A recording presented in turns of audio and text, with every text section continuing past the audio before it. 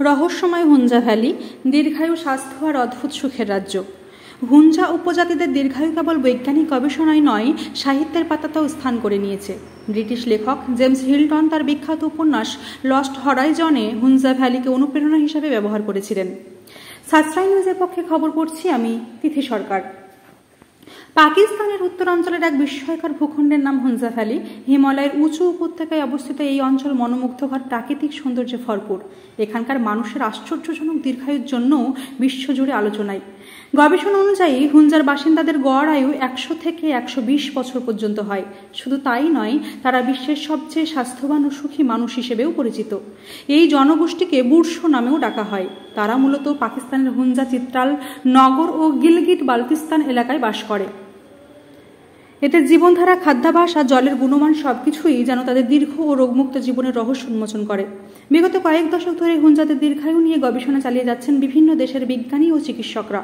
Doctor Robert ম্যাকরিসন ছিলেন তাদের মধ্যে অন্যতম। তিনি বেশ কয়েক বছর ধরে হুঞ্জা উপজাতির সঙ্গে বসবাস করেছিলেন। তার পর্যবেক্ষণ ছিল চমকপ্রদ। তিনি জানান, হুঞ্জা ভ্যালিতে এত বছর কাটানোর পরও আমি ক্যান্সার, আলসার, অ্যাপেন্ডিসাইটিস বা আধুনিককালে প্রচলিত কোনো জটিল রোগ দেখতে পাইনি। চিকিৎসা বিজ্ঞানের চোখে এটি একটি বিস্ময়। অন্যদিকে বিজ্ঞানী ডক্টর হেনরি কোয়াল্ডা হুঞ্জাদের দীর্ঘায়ুর রহস্য হিসেবে হিমবাহ থেকে আসা জলকে চিহ্নিত করেন।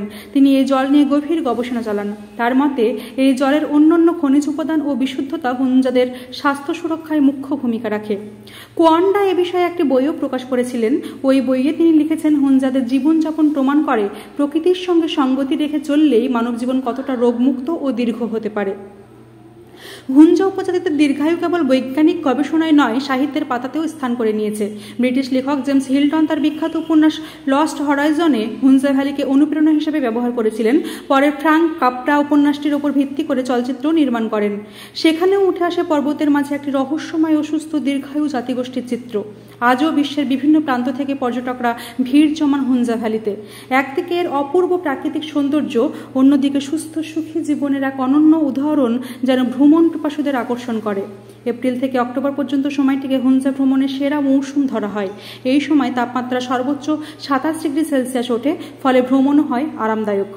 হুঞ্জা ভ্যালিতে ভ্রমণে গেলে যে স্থানগুলো না দেখলেই নয়, তার মধ্যে রয়েছে রাকাপোষি চূড়া, করিমাবাদ, আলিদির দুর্গ, বাল্টির দুর্গ, আত্মাবাদ লেক, রাস লেক, সোস্ট বর্ডার, গুলমিত জমা, বরিত লেক ও ইগল নেস্ট ডুইকার। প্রতিটি স্থানে ভ্রমণকারীদের মনে এক অনন্য স্মৃতি এঁকে যায়। হুঞ্জা ভ্যালি মানব সভ্যতার কাছে অনুপ্রেরণা। সেখানে আধুনিক জীবনযাত্রার কোলাহল, দূষণ ও অস্বাস্থ্যকর খাদ্যাভ্যাসের কারণে রোগের ছড়াছড়ি। সেখানে হুঞ্জারা আমাদের মনে করিয়ে দেয়, প্রকৃতির সঙ্গে সামঞ্জস্য রেখে জীবনযাপনের প্রকৃত স্বাস্থ্য ও সুখের চাবিকাঠি।